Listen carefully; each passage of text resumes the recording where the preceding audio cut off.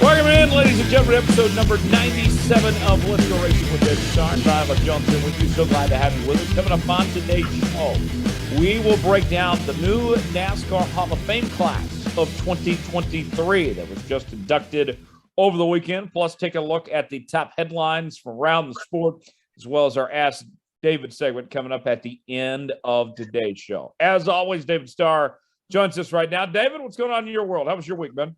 Man, I'm a good week, man. Just busy trying to figure out my NASCAR season for 2023. It's been a big challenge and stressful, but man, just working hard, trying to navigate that, and hope to be in Daytona. So I'm fighting and clawing hard to do that. And Tyler, you live here in Dallas. We had a little snow this evening, which is kind of cool. But man, what a great week! How about you guys? How was y'all's week, man? It was good. Went down to Waco on Monday and saw my Jayhawks unfortunately lose to Baylor. So that wasn't too great. But on the flip side, my Chiefs are playing in the AFC Championship game. Chance to go to the Super Bowl on Sunday. So I am doing good in the neighborhood. How about you, Don? Well, at least your team made the playoffs. At least your team didn't choke week 17. But yeah, I'm over it. I'm over it. It's taking a few weeks to get over that. At least my team beat David's team, the Dallas Cowboys. No, I'm doing good. I'm doing pretty good. Spending some time here in Santa Fe with the wife and son, and life's going great. And I'm looking forward to this weekend. Yeah, it's going to be fun. Of which, you mentioned the Cowboys choking. David, how heartbroken were you on Sunday? Another Cowboys playoff loss. Oh man, we it's been 20 something years since they won the playoff game. So you don't build it up too high to because the long fall is tough. You know what I mean? So you're hopeful, but hey man, it's the agony of defeat, man. And it's just sports, but it's I just feel bad for all the Cowboy fans all across the nation. You know what I mean? The Cowboy Nation wasn't. I think everybody was sick, and was it surprising? No. I mean, it's been happening for 20 something years. Y'all, the football people, y'all have all the statistics, but anyway, I was cheering for them, and and was hoping, but wasn't to be, So we'll sit back and watch how the rest see if Kansas City makes it back to the Super Bowl and watch the Super Bowl. But it's been a great season for NFL, and then we got two big games coming up, and it's gonna be cool. Yeah. Well, I'll tell you what, Tyler. Even though the Cowboys lost, I'll tell you what, David can probably drown those sorrows in, because I know I've been doing this the last few weeks. Always something good to look forward to. You can drown those sorrows, David, in some Olipop. As you all know, Olipop has partnered with the Let's Go Racing podcast. We want to tell you a little more about who they are, what they do. They're a new kind of soda. They're loaded with prebiotics, botanicals, and plant fiber. They taste really, really good. They taste like any kind of soda you've probably ever had. You can use the code DavidStarr or Let's Go 15 to get 15% off your order at drinkolipop.com. That's drinkolipop.com. Olipop, a new kind of soda, and just been enjoying this cream soda, guys. So Dom, that being said, please have some delivered at the Starr, the Dallas Cowboys' corporate office there, so it'll put a smile on everybody's faces again. You know what I mean? I don't know if they deserve any Olipop, David. I mean, I'll be honest. I don't know if Dak should be the quarterback for the Cowboys anymore. Well, I mean, man,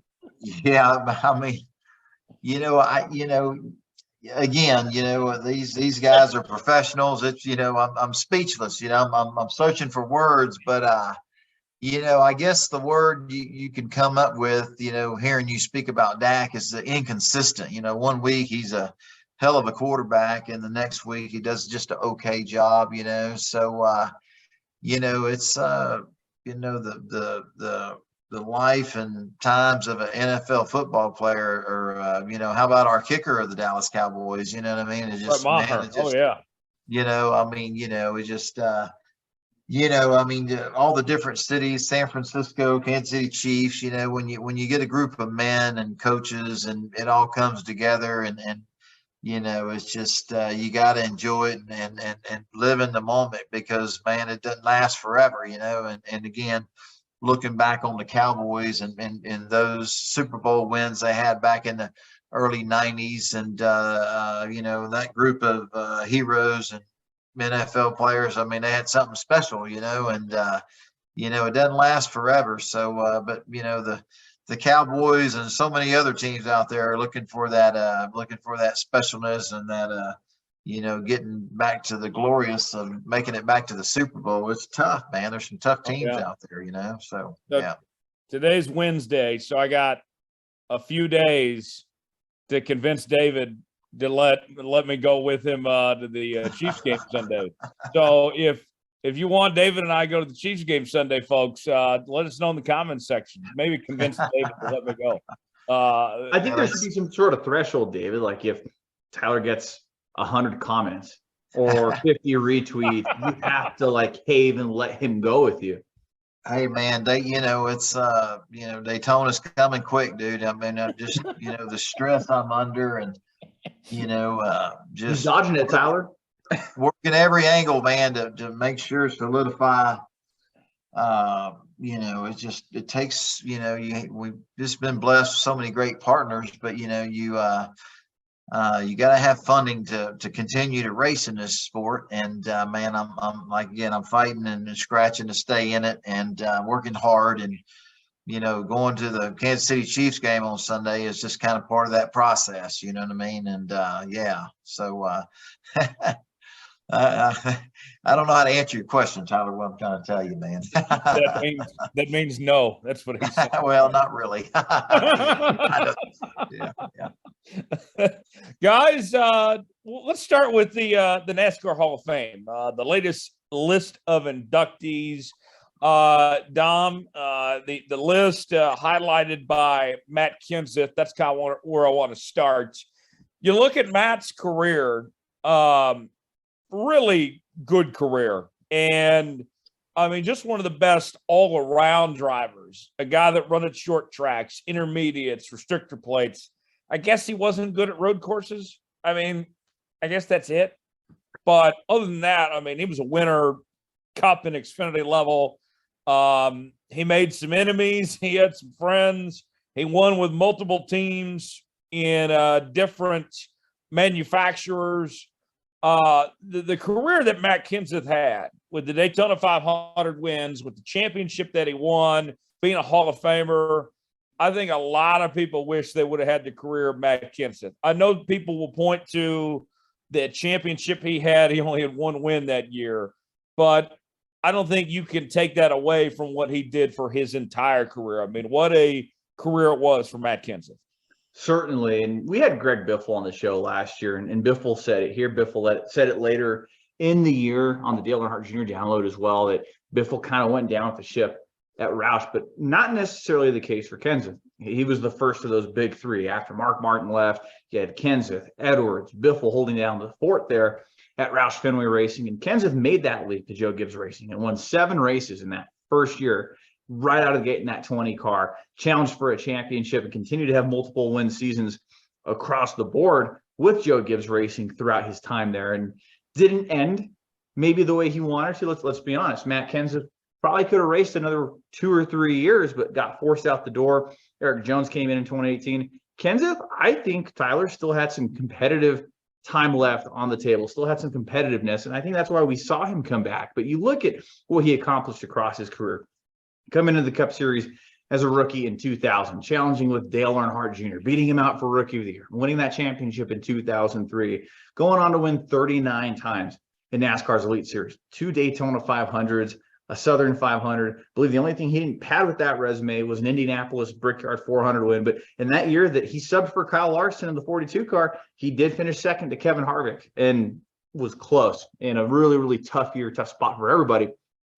The career of Matt Kenseth is certainly a shining one in NASCAR's history, and very, very awesome to see Matt Kenseth earn a spot in the NASCAR Hall of Fame. But it also leaves you with what if, Tyler? What if he would have jumped ship a little earlier? What if he would have had a little bit more competitive equipment 2008 to 2012? Could we have seen 50 wins, maybe a second championship? Who knows? Was more left on the table? Who knows? I still think Kenseth was still very competitive, and he didn't get to go out on his own terms. But nonetheless, Hall of Fame career.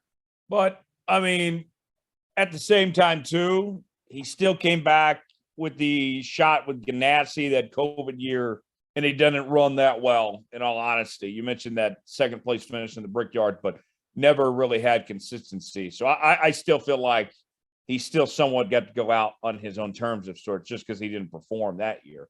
But other than that, I mean, you're looking at Matt Kenseth, I mean, just so consistent in running up front. Didn't tear up equipment either.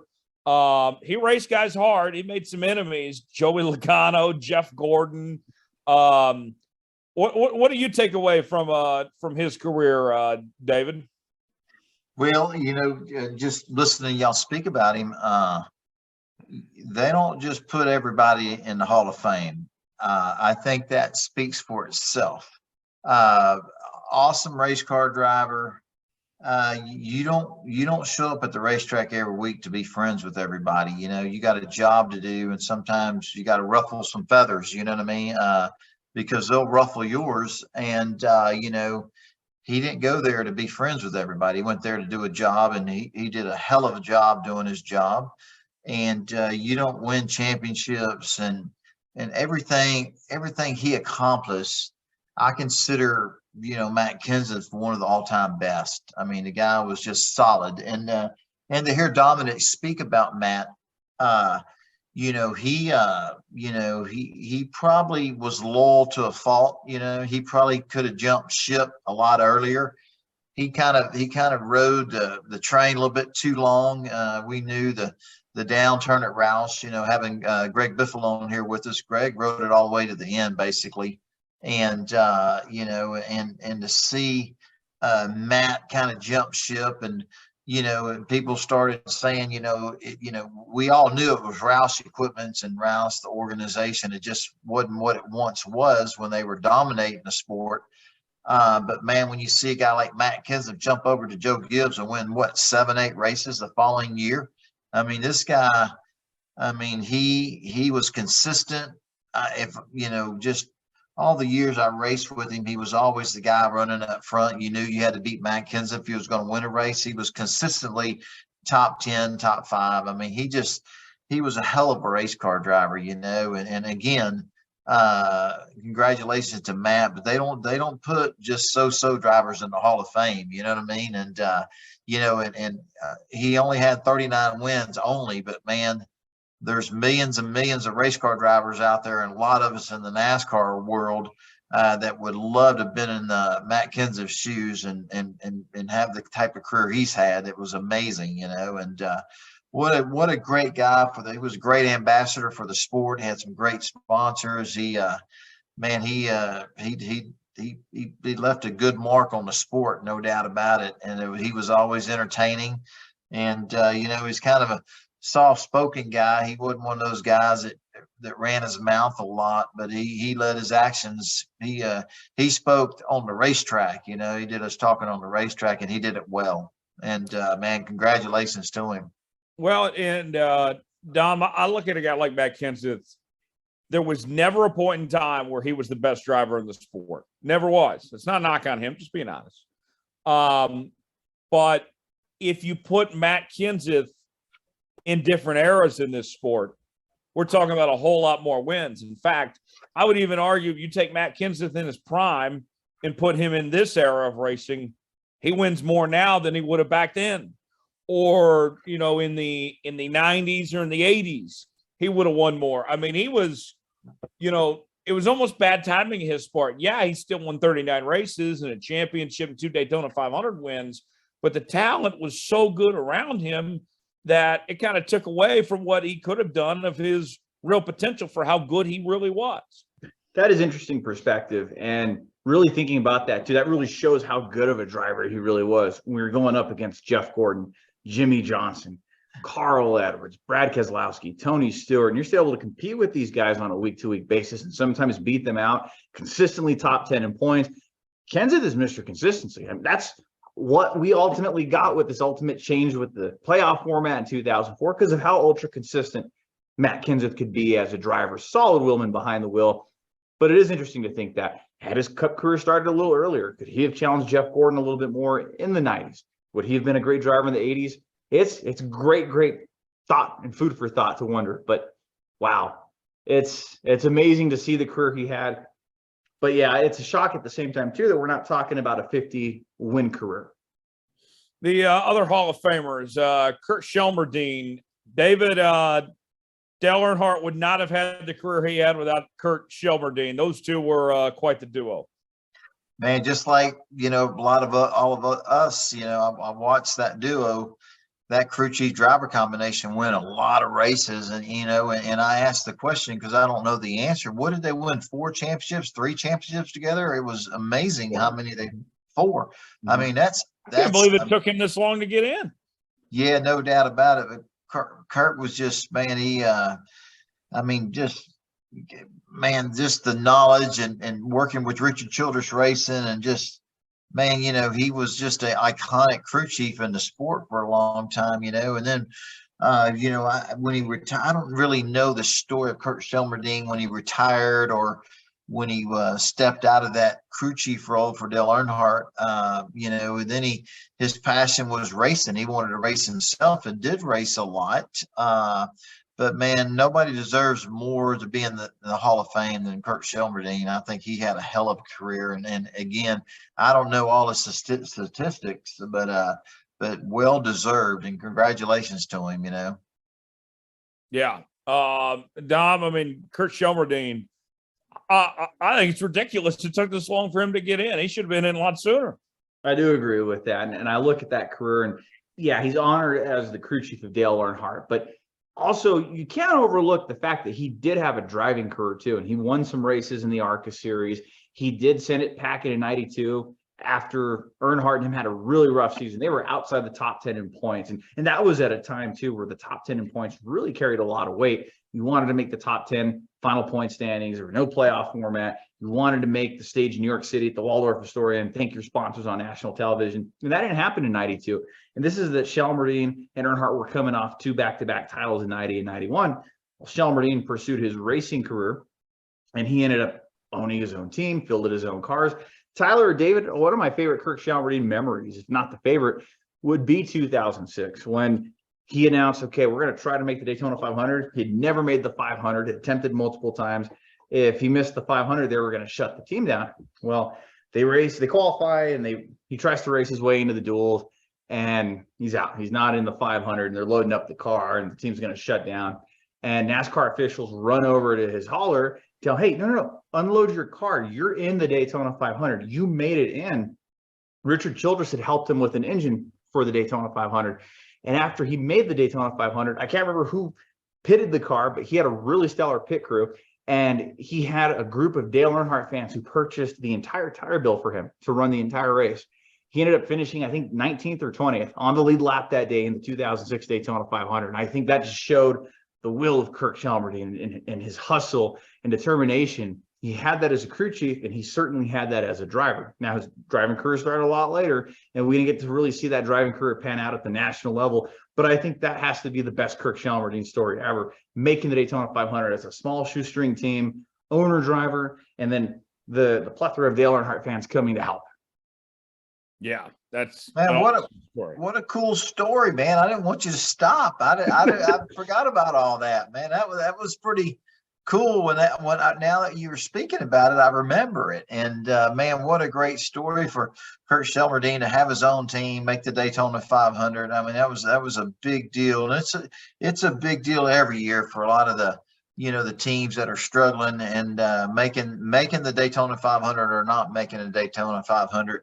It's a matter of keeping the doors open or not. You know what I mean? That's how big of a race it is. And now you mentioned hearing you speak about that, Dom, I remember it now. That was a Cinderella story back then. That was pretty cool stuff.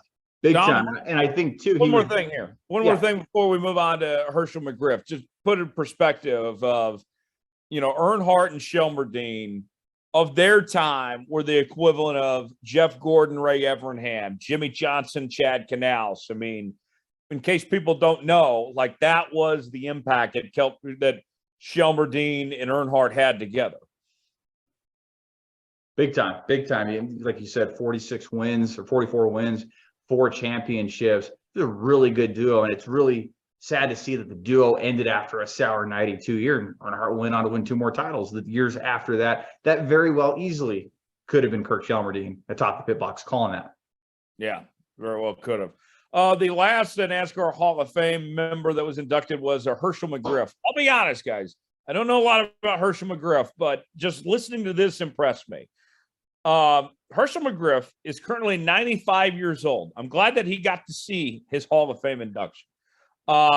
As recently as 5 years ago, Hershel McGriff ran a NASCAR sanctioned race at 90 years, 4 months, and 21 days old. Not to mention that his career included 4 Cup wins and a long career in the Winston West Series. David, you going to be hopping in a race car running NASCAR races at 90 years old? Man, I hope so, man. That's yeah, man. I mean, that says a lot about Hershel McGriff. I don't know him, and I have to be honest, I don't know that much about him. But as long as I've been involved in the sport, his name, you've heard his name. And I remember it was a big deal 5 years ago when Hershel McGriff ran a race. He was 90 years old, and man, it's kept him young, and it's kept, obviously, man, he still has that burning desire to race and, to have the ability still and the strength to even the want to was just incredible. And again, I don't know a lot of his stats, but I know he's been around and raced forever. And man, congratulations to him. I think it's awesome that he made it into the Hall of Fame. And Dom, I don't know when his career started. And when it kind of, where he semi-retired, obviously, ran in a race when you're 90 years old. So he really never really retired. But, back in his days, what years they were and how many Cup races did he win? 4. He won 4 races all in 1954. And David, his career started in 1950. He was a part of that original Southern 500 starting field where they had like 82 drivers or whatever the case was, that first Darlington race. And he ran as late as 1994. He was in the first Southern 500. Correct. Man, that's amazing. There's so much history you read about that race and, all the characters that raced in that race. I never knew that Hershel McGriff, he was in the first Southern 500 at Darlington in 1950. That's amazing, man. That is amazing. And a career that spanned 5 decades from 1950 to 1994. I mean, can you think of any other driver that's had 5 decades of NASCAR Cup racing? That's insane to me. Man, that is insane. No, man, if anybody needs to write a book, it's Hershel McGriff. You know what I'm saying?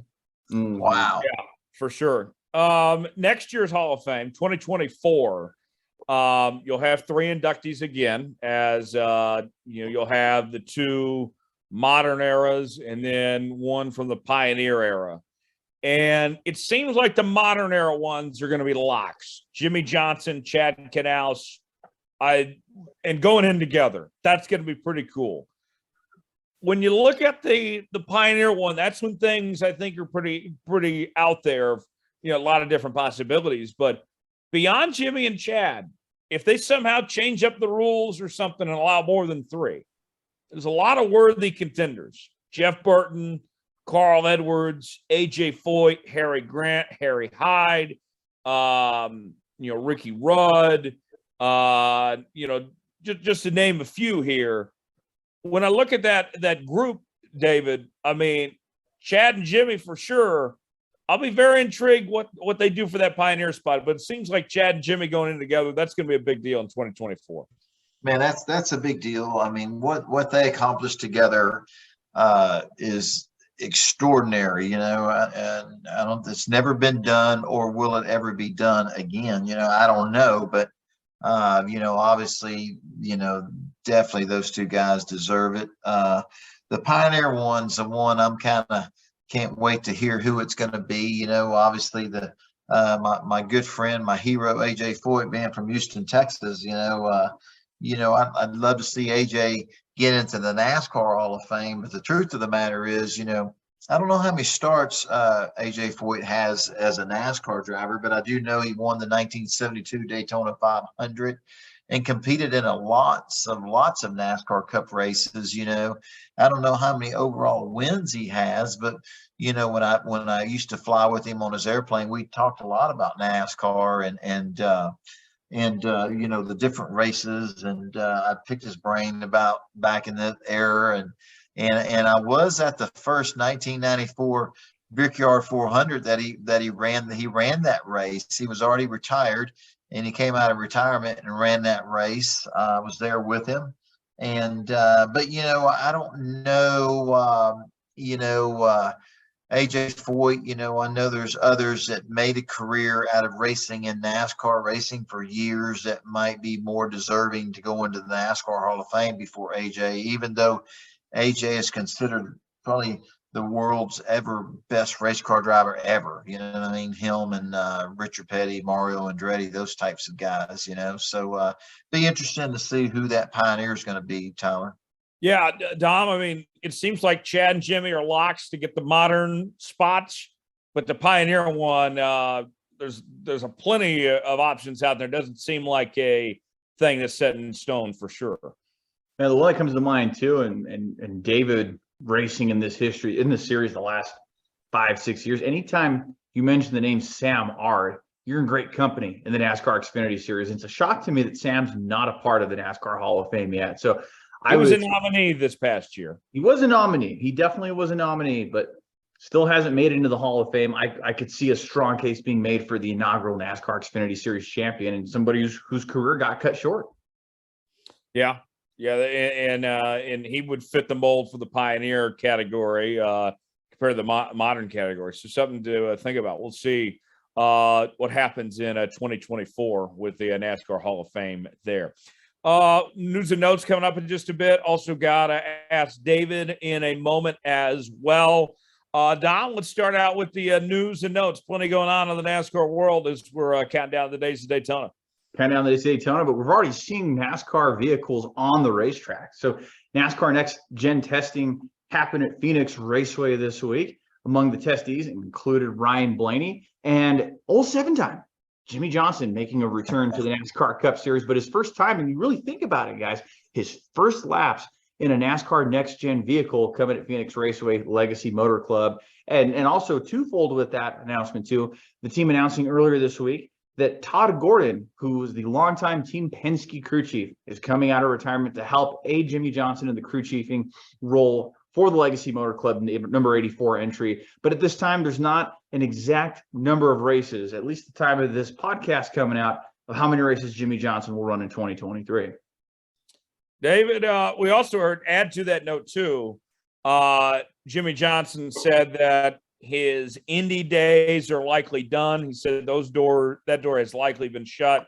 Probably not going to see Jimmie do the double this year, and might not see him in IndyCar again. It looks like he's back to the NASCAR fold completely here. And so with that said, working with Todd Gordon, he's won a championship. He's had a really good career himself. Can't get much better than that for Jimmie for this part-time schedule to be paired with Todd Gordon here, David. Yeah, no doubt about it. It's an interesting pairing, you know what I mean? And but man, lots of knowledge, lots and tons of knowledge. Obviously with Jimmie Johnson as a race car driver and Todd Gordon as a crew chief, you bring those two together, and I was just listening to y'all speak about the test today, and it was Jimmie Johnson's first time in a next-gen race car. I can't really wait to read up his response and to hear his feedback, you know what I mean? What his first thoughts were when he first got in the car and ran, however many laps he ran for the first run. I can't wait to just see what his response is, and then to learn how many races Jimmie's going to run this year.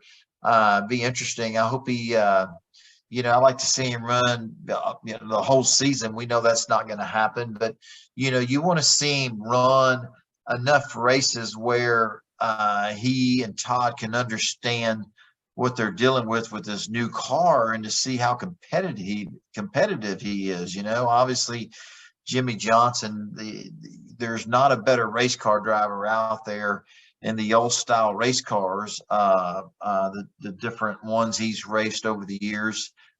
He's the best of the best, and it's just interesting to see. It's going to be interesting for me to see how he performs in this new NextGen car, and to see how they figure it out. You know what I mean? And it's going to be interesting. I know they'll have a lot of help with it. Being from Eric Jones won a race last year, and how competitive they were all year. So it ain't like they're starting from scratch, but it's going to be interesting to me to see how it all works out, in the process, and to hear Jimmy's feedback, and even to hear Todd Gordon's feedback. I don't believe Todd crew chiefs the NextGen car, or am I wrong about that, guys? No. You know what I'm saying? I mean, so you got a very successful crew chief that has plenty of wins and championships, and then obviously the all-time best race car driver. And it'd be interesting to see both of them's thoughts and their thought process, and just to see, to read about what they think of this NextGen car. I can't wait to hear what Todd Gordon thinks about how they set it up. It's completely different from what they worked on pretty much their whole careers, both of them. Jimmie driving, and Todd Gordon, what he's, all the setups and the preparations of the different cars that they've won races with and championships. I can't wait to learn about what their feedback is. So let me ask you both this then. So Jimmie Johnson, Todd Gordon hopping back and working together and coming both out of retirement. We saw it, 10 years ago. Mark Martin would run a partial schedule and cherry pick the races he'd want to run, and you would see instant success out of the gate. Is this what we're going to see out of Johnson and Gordon? I mean, it's a match made in heaven. Two championship winning driver and crew chief pairings here that are coming together. But we always know that doesn't mean overnight success necessarily. But can we see Johnson and Gordon knock off top 10 and top 5 finishes out of the gate? What do you guys think about that? I think it's possible, but I mean, let's be honest here too. I mean, just being, the realist around here, I guess, not to be negative Nancy, just being real with you. Last time we saw Jimmie racing cup cars, he wasn't good. I mean, look, just being honest here, he was not good. And so that's where my concern is. We know that Jimmie is talented. He's arguably the greatest of all time, but I don't know what to expect. I think I want to go out on a limb and say, yeah, he's going to be running top 10, just because we haven't seen him to that level in a long time, David. Yeah, right there at the end when they were struggling, I think they lost their engineer, their head engineer. There was some personnel changes, and I think it affected really the overall performance of Jimmy's car. Interesting to see. I knew he'd come back, but it's interesting to see. Again, to get their feedback and to see him run his first race, that's one of the question marks. You know what I mean? I mean, he might jump in there and he might take to it, from the start, and just, seeing how Kevin Harvick and others that kind of struggled with the NextGen race car, not all. I mean, some of the superstars of our sport, who we're used to seeing running the top 5, winning races, it's no big surprise that there's a lot of them that struggled, and they finally figured it out. But, having the team that's already won races, and they were very competitive all year, Eric Jones, and it's to me, it's going to be interesting to see right out of the gate how they do, you know what I mean? And it's just because we watch other superstars with plenty of wins and talent struggle in the car, you know what I mean? So I think it's really, I think it comes down to resources, the resources and information that they've already learned about this car with that organization. They're going to be able to plug it in. And I think you're going to see them come out of the box pretty strong from the start, my opinion.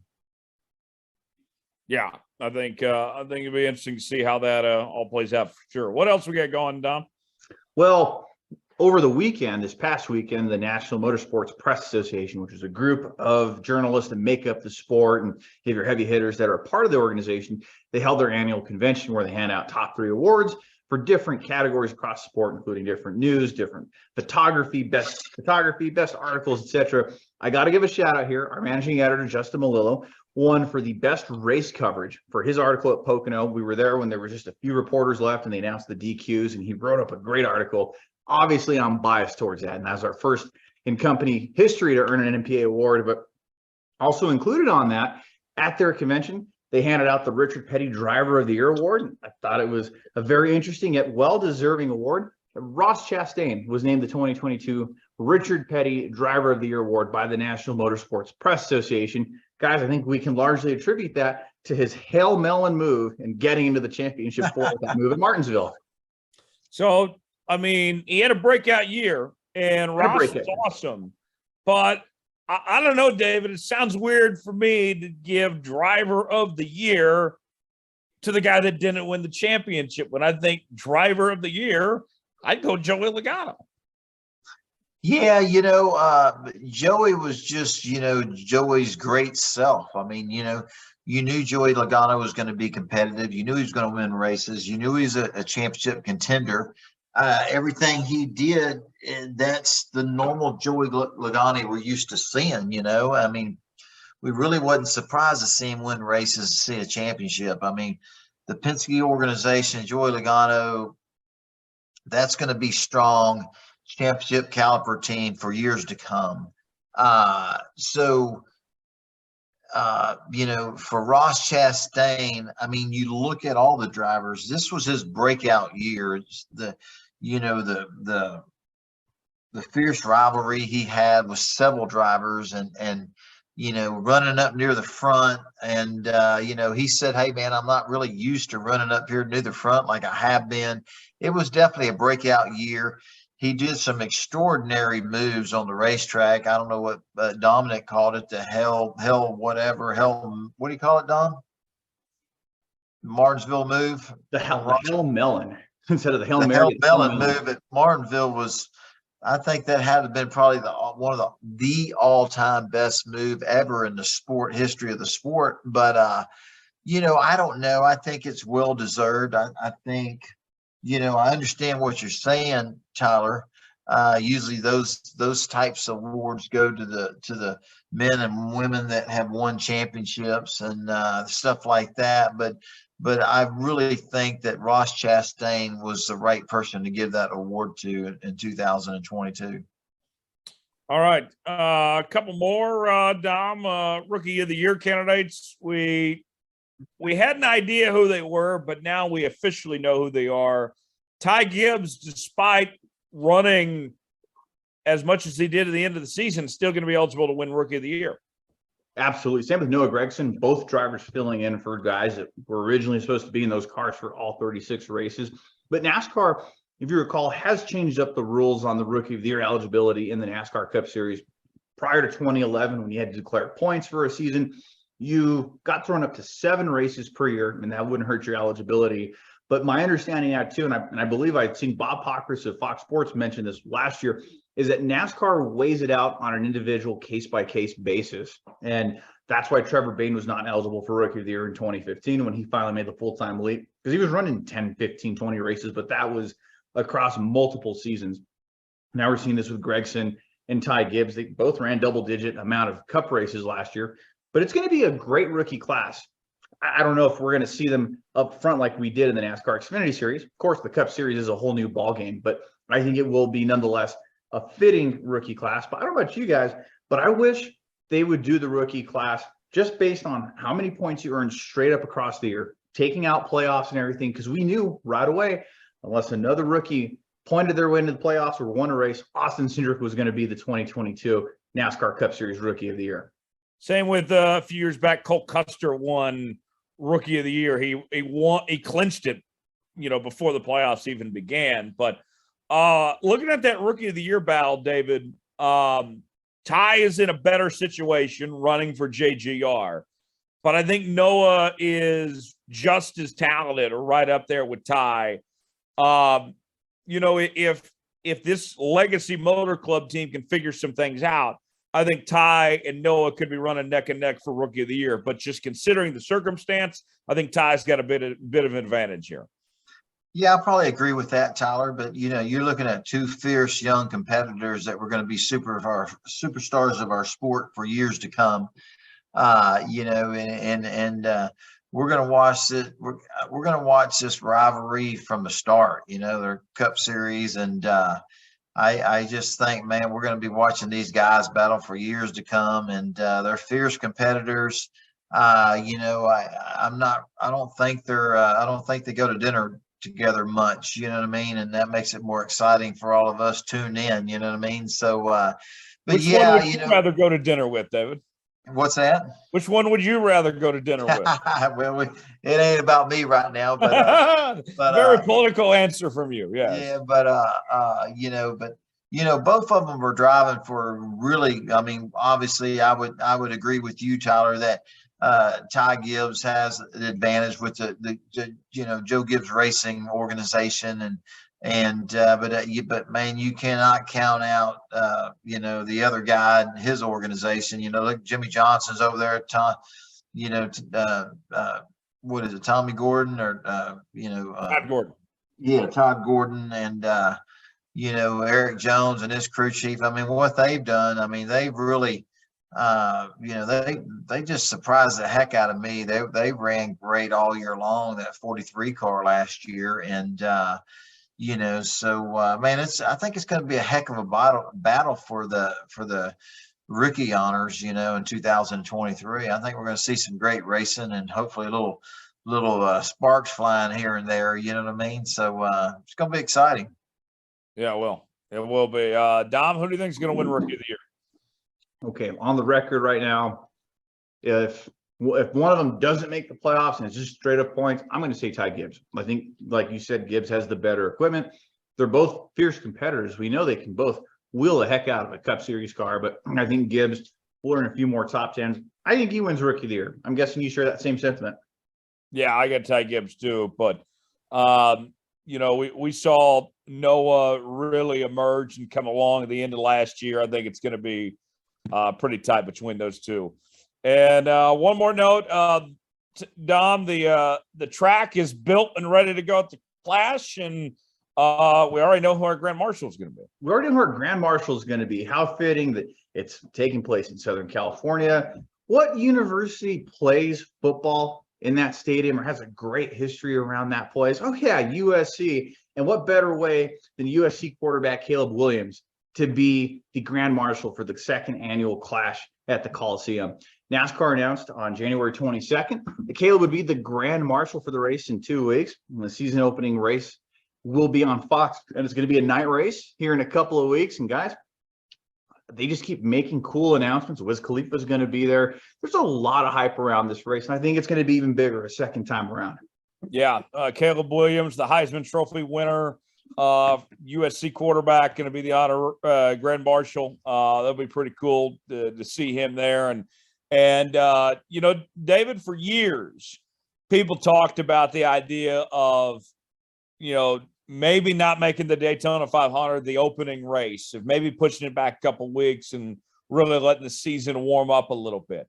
I think NASCAR's getting what they wanted in a kickoff event of some sorts with the Busch Clash right before the Super Bowl, and then leading in, building some momentum towards the Daytona 500. It not only is the Clash going to be a great event, LA Coliseum and everything, but I think just from a schematic standpoint of sorts, NASCAR's getting what they need out of the Clash to kickstart the season heading into Daytona here. Man, I think they've done a tremendous job. The sophomore year of the Clash, I think, is going to be even better than the inaugural. Man, the inaugural was incredible, and I just think it's it's kind of cool, man. It's just different and cool. There was so much beating and banging last year, and hell, you had Pitbull entertaining everybody during intermission time, and man, it was just a different type of a NASCAR race, but it was so cool. And Joey Logano came out on top, but man, it was exciting. I was excited about it, and I know a lot of my friends that are big NASCAR fans were as well. And to see them come back again to the LA Coliseum, and and man, it's going to be interesting, because now it's really kind of interesting that the racetrack was dug up. It's not the same racing surface. They rebuilt the racetrack. It's brand new.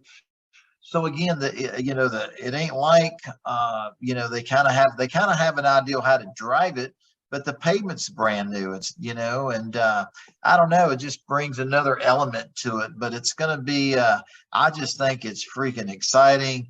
It's interesting. It's new, and I think it's cool that they kick off our season at the Clash at the LA Coliseum. It's just so different than what we're used to, and I think they've hit a home run with it.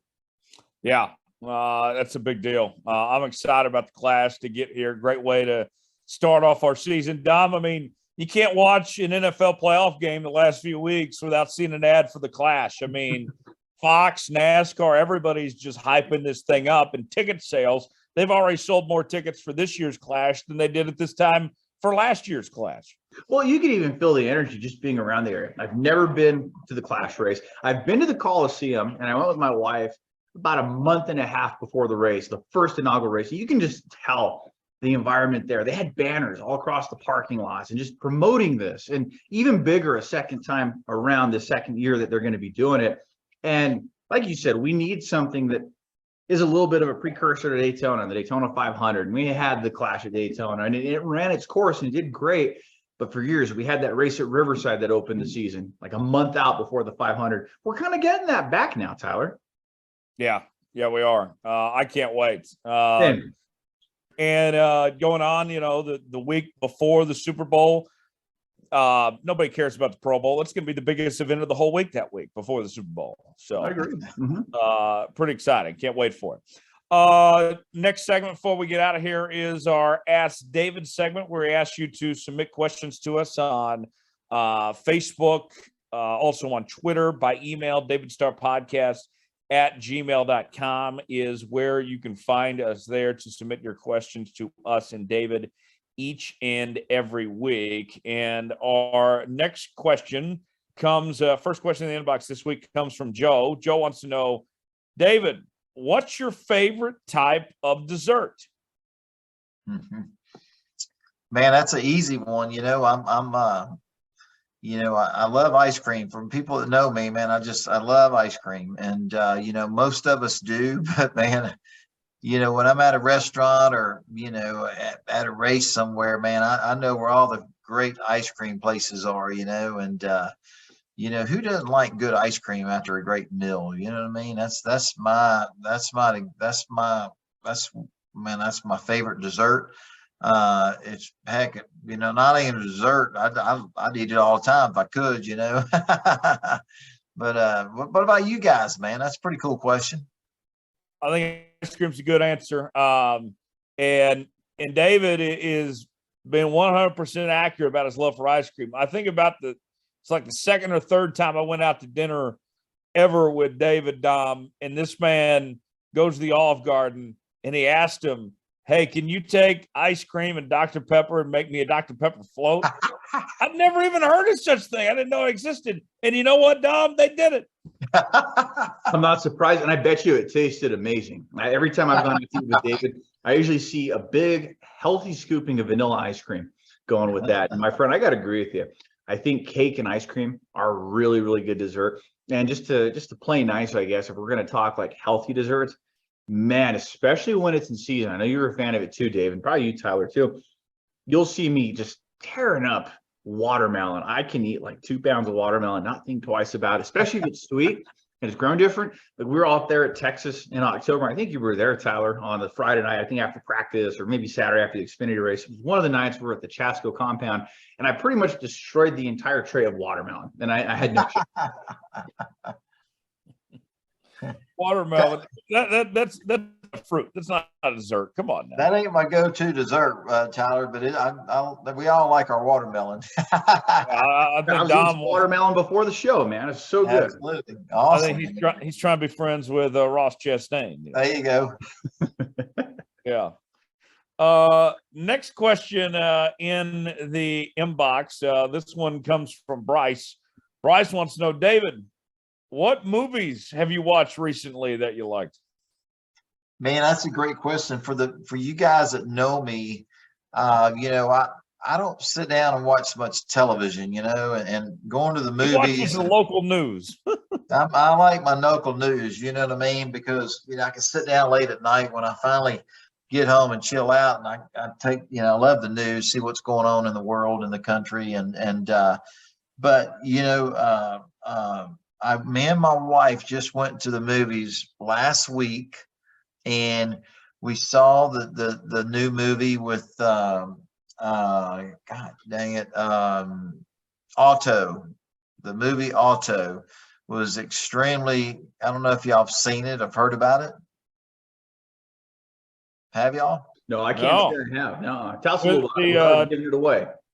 Tom Hanks, A Man Called Otto with Tom Hanks. Okay. And it was really different, but was a cool movie. So that was my last movie, which I hadn't really been to a movie theater in years, and it was nice to finally go to a movie theater, hold my wife's hand, drink a Dr. Pepper, have some popcorn. It was pretty cool, and I'm sitting in there, and my phone goes off, and man, she wasn't happy about that, but it's been a while since I've been to the movies,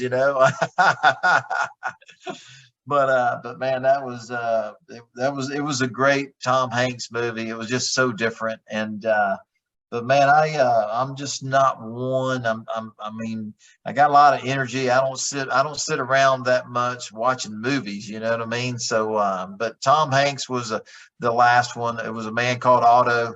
And then the one before that, for those that know me kind of well, I'm a big Elvis Presley fan, and the Elvis movie was the one prior to that I really loved and watched a couple of times, and just because I love Elvis music, and Elvis music is timeless, and it's kind of I just love everything about the Elvis Presley, so I watched that movie. But man, what a great question. How about you guys, man? Enough about me. What about you guys, man? So the last movie I saw in theaters was Top Gun Maverick, the second Top Gun movie that came out this summer.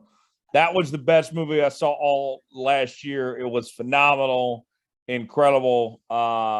Tom Cruise. I'm a big Tom Cruise fan. I thought it was even better than the original Top Gun. I love the original Top Gun. So Tyler, hearing you say that, man, I hear people ranting and raving about how awesome that movie Top Gun is, and so I need to watch it sometime.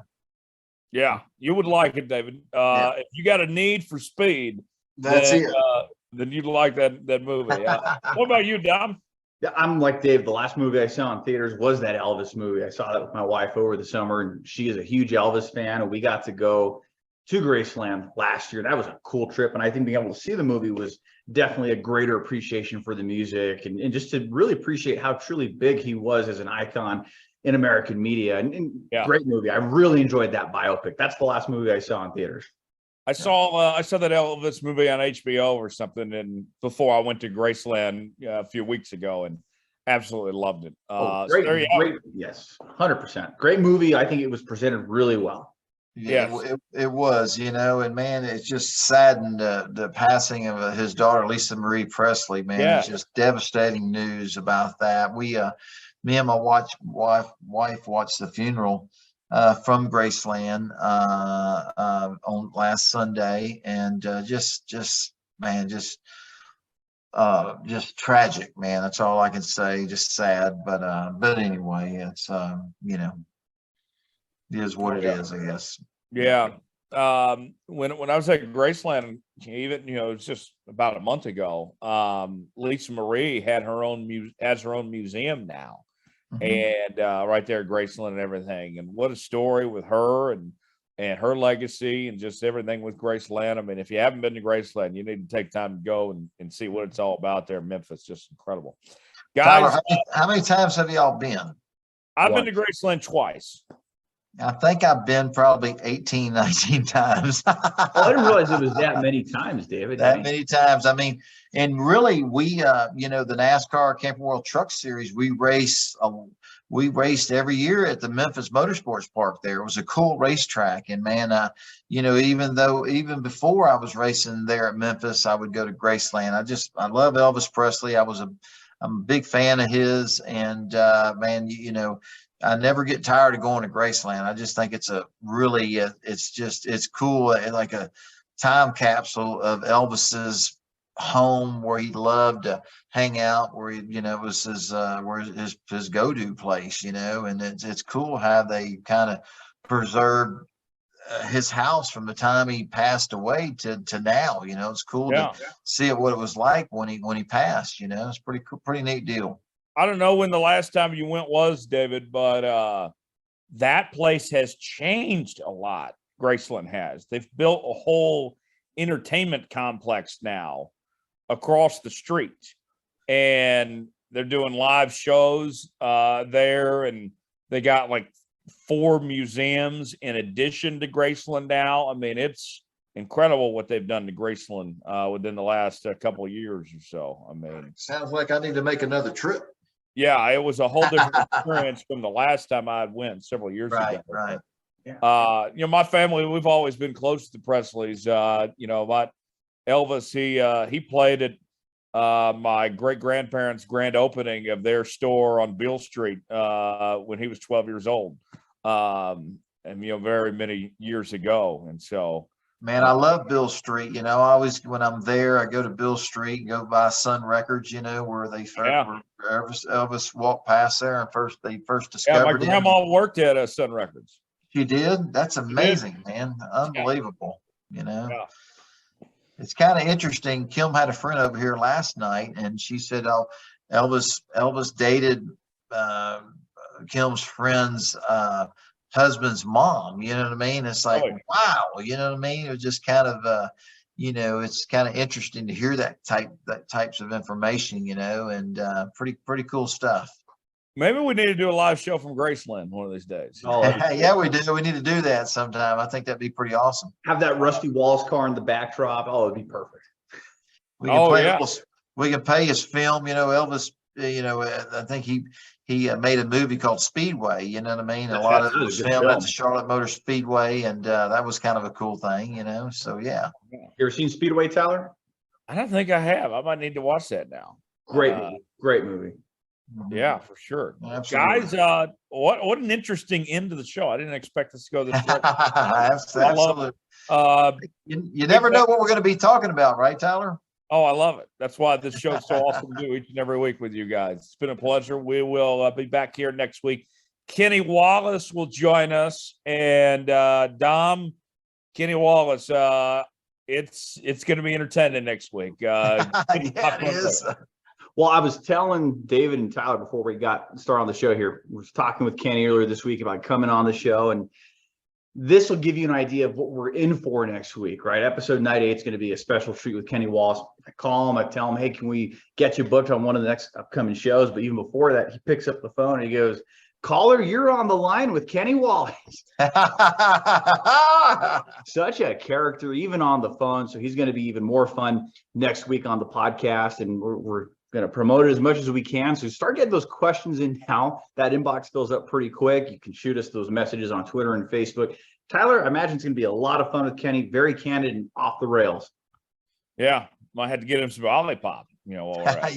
Yeah, we are. He don't need any of that, Tyler. He's already happy. We will see you guys then. I hope you have a great rest of your week. As always, you can follow us on social media, Twitter at Starr Podcast, Facebook at Starr Podcast as well. Email us, davidstarrpodcast@gmail.com. Subscribe to the show, Apple, Spotify, Google Podcasts, and YouTube. Leave us a 5-star review or don't leave us one at all. Hit that like button as well.